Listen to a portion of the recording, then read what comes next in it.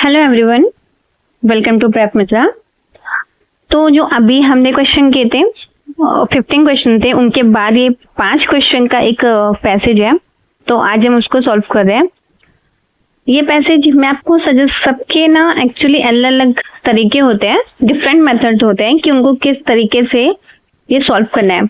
आपका जो भी तरीका है आप उसको अपनाइए, लेकिन मैं आपको सजेस्ट करूंगी कि एक बार ना आप सारे क्वेश्चन देख लीजिए। जैसे कि क्वेश्चन 16 में पूछा है कि टोन क्या है पैसेज की, वो पैसेज पढ़ के ही पता चलेगा। क्वेश्चन 17 में पूछा है कि which option best summarise the passage. Question 18 में पूछा है which real phenomenon relates to the passage, यानी कि ऐसी कौन सी चीजें जो रियल वर्ड से इस पैसेज को रिलेट करती हैं। क्वेश्चन नंबर 19 में पूछा है पैसेज का स्ट्रक्चर। क्वेश्चन नंबर 20 में पूछा है सेंट्रल थीम। ठीक है, तो आइए पैसेज पढ़ना ही पड़ेगा पूरा, तो पैसेज रीडिंग स्टार्ट करते हैं। मैं आपको सजेस्ट करूंगी आप वीडियो पॉज करके खुद एक बार पैसेज रीड करें, क्वेश्चन सॉल्व करने की कोशिश करें, उसके बाद मेरे साथ रीड करें। तो चलिए हम लाइन बाय लाइन स्टार्ट करते हैं। ठीक है, जियो इंजीनियरिंग और climate engineering presents a controversial solution to combat global warming by deliberately intervening in Earth's climate system। यानी कि जियो इंजीनियरिंग, जिसको कि ये लोग क्या कह रहे हैं, क्लाइमेट इंजीनियरिंग क्या करता है, एक कॉन्ट्रोवर्शियल सोल्यूशन देता है। आखिर वो कॉन्ट्रोवर्शियल सोल्यूशन किस चीज के लिए? तो कॉम्बैट ग्लोबल वार्मिंग। कॉम्बैट का मतलब क्या होता है बताइए? कॉम्बैट का मतलब होता है किसी चीज को कंट्रोल करना। वो क्या करता है? तो combat global warming, global warming को कॉम्बैट करके किस तरीके से? बाय डेलिबरेटली इंटरवेनिंग इन अर्थ क्लाइमेट सिस्टम। डेलिबरेटली का मीनिंग होता है जानबूझकर, और इंटरवेनिंग का मीनिंग क्या होता है कि हम किसी चीज में अपनी उंगली कर रहे हैं, यानी कि हस्तक्षेप करना। कि जो जियो इंजीनियरिंग है वो एक कंट्रोवर्शियल सोल्यूशन है जो ग्लोबल वार्मिंग को कॉम्बैक्ट करता है, यानी कि उसको कंट्रोल करता है या उसका मुकाबला करता है। क्या करने के लिए? अर्थ के क्लाइमेट सिस्टम में डेलिबरेटरी इंटरवेंशन करके। ठीक है, नेक्स्ट लाइन पढ़ते हैं। One of the most discussed method is solar radiation management.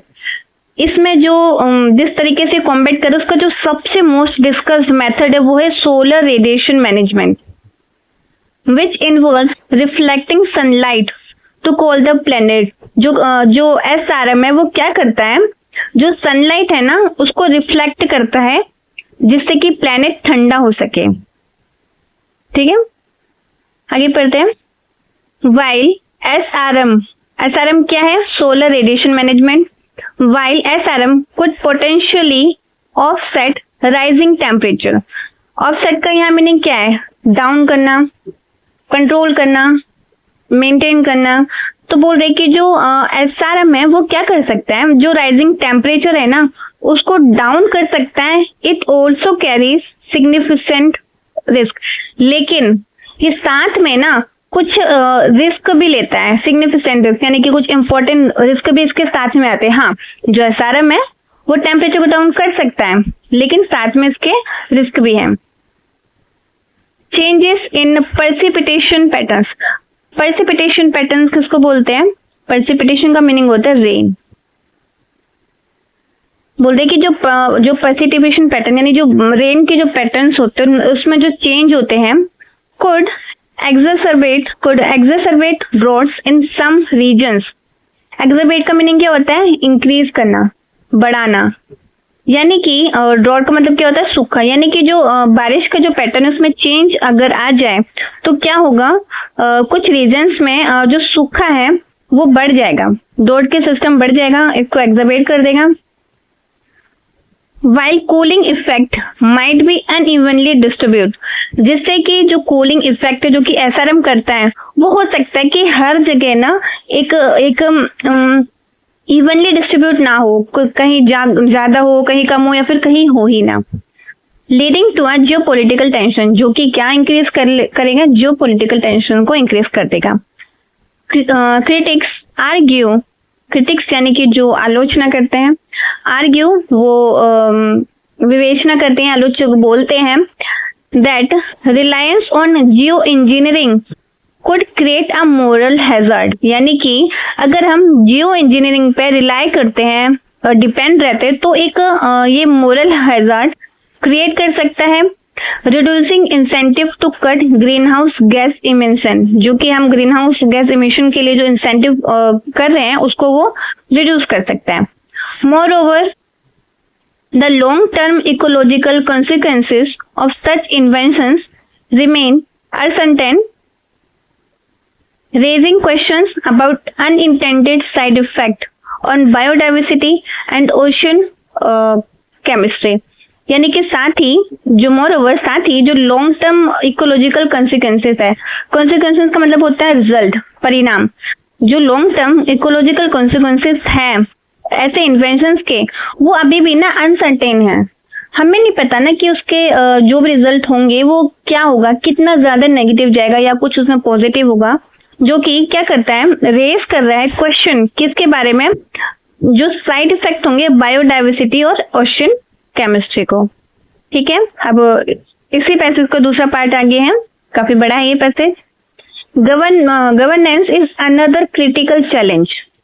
एक तो चैलेंज उन्होंने ये बताया कि ये जो है अनइवनली है, इसके कुछ नेगेटिव पॉइंट्स भी है, और दूसरा चैलेंज उन्होंने बताया कि गवर्नेंस यानी कि जो शासन है जो चल रहा है, who decides when, where and how geoengineering technology should be deployed। Deployed का क्या मीनिंग है बताइए? डिप्लॉयड का मीनिंग है किसी चीज को लागू होना, यानी कि एक तो चैलेंज गवर्नमेंट है जो कि डिसाइड करती है कि कब, कैसे, कहाँ पे इन टेक्नोलॉजी को लागू करना है विदाउट इंटरनेशनल कंसेंसस का मीनिंग होता है अग्रीमेंट, यानी कि जब तक बिना इंटरनेशनल अग्रीमेंट के, without international consensus, unilateral actions, unilateral का देखिए यूनी का मतलब होता है सिंगल, यानी कि यूनिलेटरल सिंगल फैसले लेना, जो एक तरफा एक्शंस होते हैं, by powerful nations could provoke conflict, यानी कि विदाउट इंटरनेशनल अग्रीमेंट का अगर जो पावरफुल जो नेशंस है इसको एक्शन में लेते हैं तो फिर ये एक कन्फ्लिक्ट, संघर्ष पैदा कर सकता है, संघर्ष को प्रोवोक कर सकता है, संघर्ष बढ़ा सकता है। प्रोपोनेंट्स जो एक होते हैं क्रिटिसाइजर्स, यानी कि जो उनके समर्थक होते हैं, उसी का अपोजिट है प्रोपोनेंट्स। प्रोपोनेंट्स समर्थक होते हैं और क्रिटिसाइजर्स आलोचक होते हैं। ठीक है, ये अपोजिट है क्रिटिसाइजर्स का, प्रोपोनेंट्स। हालांकि जो प्रोपोनेंट्स है, जो समर्थक है, हाउएवर, एक मिनट ज्यादा ही थोड़ा डिलीट करती हूँ। However, contend that geoengineering offers a necessary backup plan as climate change accelerates। वो तो आलोचक थे जिन्होंने बताया कि किस तरह के चैलेंज आ रहे हैं, क्या इसके रिस्क हो सकते हैं, लेकिन जो उसके समर्थक है वो कहते हैं कि जो जियो इंजीनियरिंग जो टेक्नोलॉजी है ये हमको एक बैकअप प्लान की तरह हमारे लिए हेल्प कर सकती है। As a backup plan we can use it with emissions reduction lagging behind target, SRM and other methods may provide a temporary reprieve while long term solution are implemented। इसका meaning, इनका मतलब है कि जो emissions reduction होते हैं, यानी कि जो भी हम यूज कर रहे हैं लाइक उत्सर्जन, उसके जो with emissions reduction lagging behind target, यानी कि जो हमारा टारगेट है अपनी इकोलॉजी के लिए, जो भी हमारी टारगेट है, हम उसमें ना पीछे हैं, जिसमें एसआरएम है और जो बाकी के मेथड्स है वो हमको एक टेम्पररी हेल्प दे सकते हैं। जब तक कि कोई लॉन्ग टर्म सोल्यूशन इम्प्लीमेंट नहीं होता तब तक हम एसआरएम की हेल्प ले सकते हैं। To navigate this complexities, transparent research and robust regulatory frameworks are essential. जो ये कॉम्प्लेक्सिटीज है, जो जटिलताएं हैं, इनको हैंडल करने के लिए ट्रांसपेरेंट रिसर्च और transparent research and robust regulatory, robust का मीनिंग होता है स्ट्रॉन्ग, यानी कि एक ट्रांसपेरेंट रिसर्च और रोबस्ट रेगुलेटरी फ्रेमवर्क का होना जरूरी है, जो भी जटिलता है हम अपने इन्वायरमेंट में देख रहे हैं उसके लिए। Public engagement in decision making processes can also help build trust and ensure that geoengineering aligns with global interests। यानी कि जो पब्लिक एंगेजमेंट है, जो उनका जो डिसीजन मेकिंग है, अगर उनका ट्रस्ट हम पे बना होगा तो इंश्योर कर सकते हैं कि जो जियो इंजीनियरिंग अलायंस है वो ग्लोबल इंटरेस्ट के साथ सही बैठे।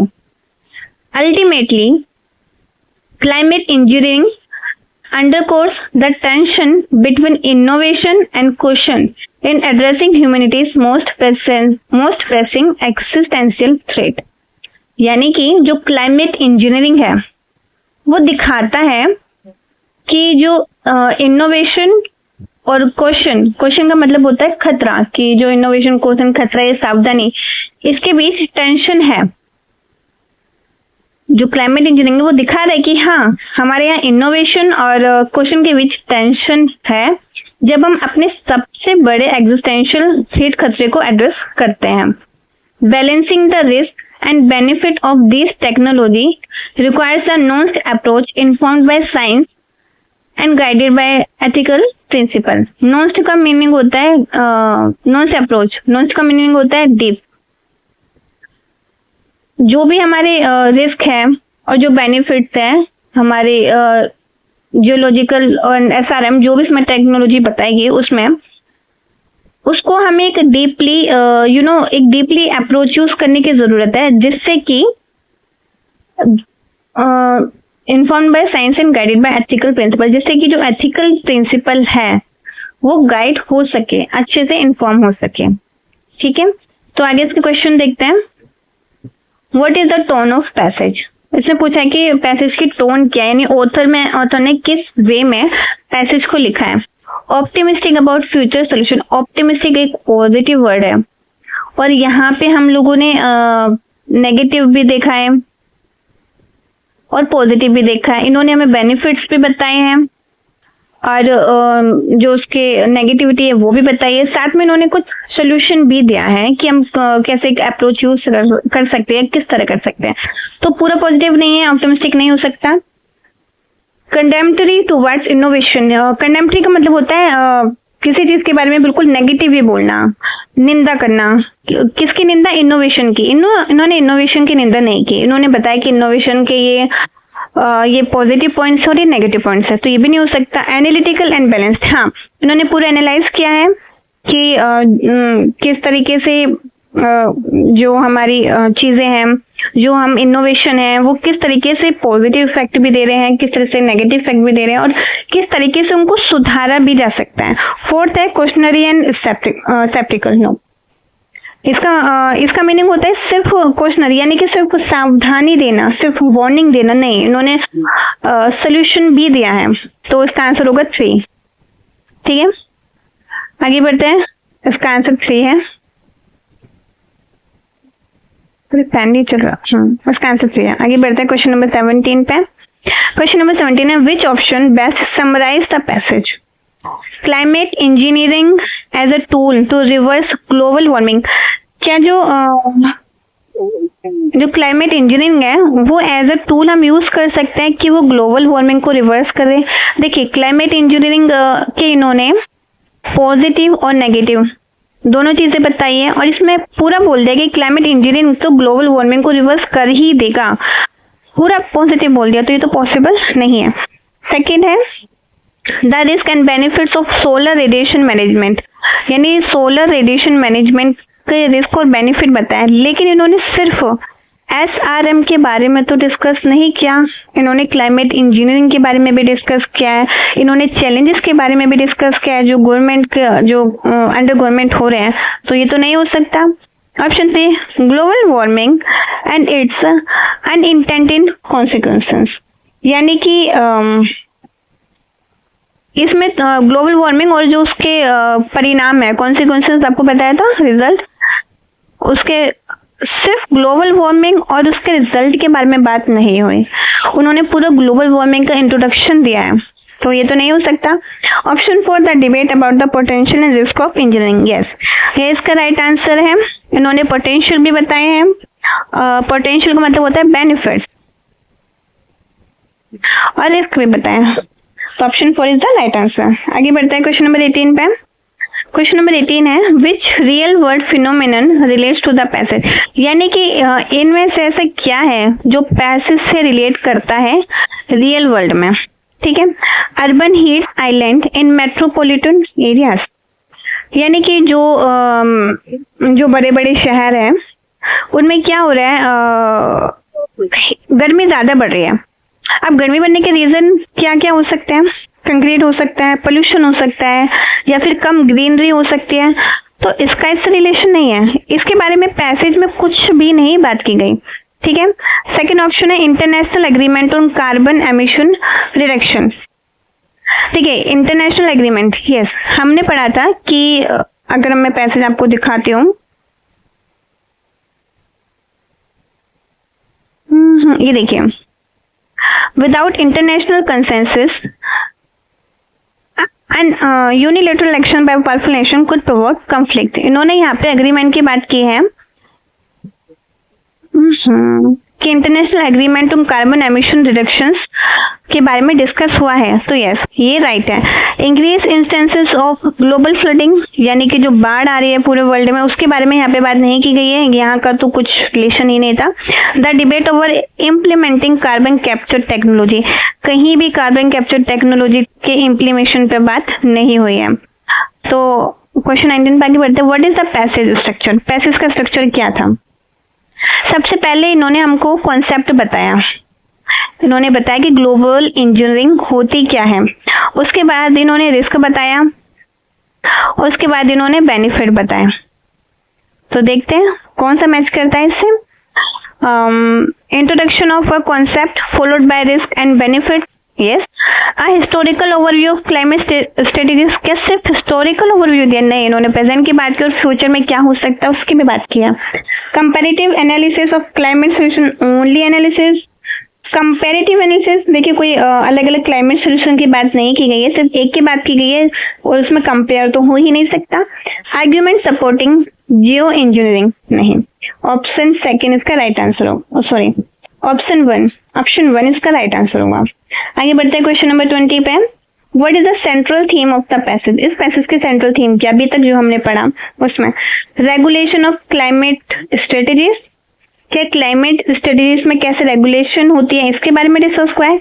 Innovation of combating global warming, global warming में ग्लोबल वार्मिंग से लड़ने के लिए इनोवेशन की बात की गई है। The ethical and practical challenge of geo engineering, ethical और प्रैक्टिकल चैलेंज बात की गई है जियो इंजीनियरिंग के। The science behind solar addition and management, इसका तो जिक्र नहीं था, तो इसका ऑप्शन 3 होगा राइट आंसर।